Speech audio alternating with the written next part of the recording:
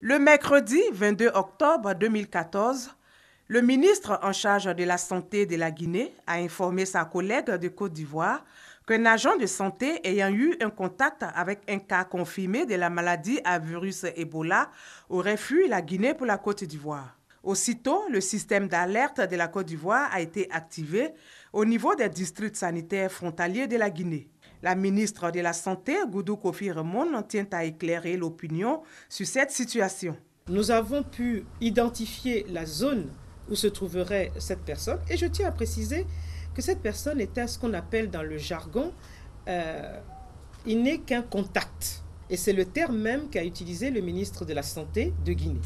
Il ne m'a pas dit que la personne était infectée, il ne m'a pas dit que la personne était malade, il m'a dit un cas, un contact vient de nous être signalé qui se dirigerait en Côte d'Ivoire, bien spécifiquement à Mans, où il semblerait qu'il est de la famille. Mais réflexion, enfin, avec toutes les informations que nous avons pu avoir au fur et à mesure, cette personne serait en même temps une sorte d'opérateur économique qui aurait donc tout un dispositif de santé, de clinique, aussi bien en Guinée qu'à Mans et à Daloa. Donc nous sommes en train le ministère de la Sécurité et de l'Intérieur est en train de faire des recherches à ce niveau.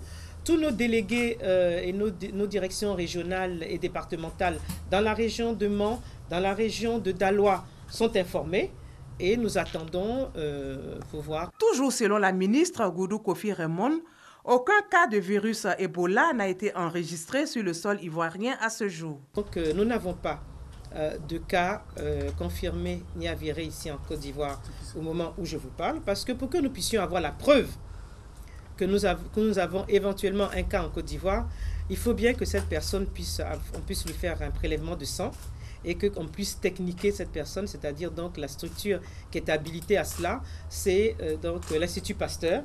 Jusqu'aujourd'hui, nous avons dit que nous avons 49 cas de rumeurs qui ont été entièrement techniqués par l'Institut Pasteur de Côte d'Ivoire, avec pour résultat des résultats négatifs.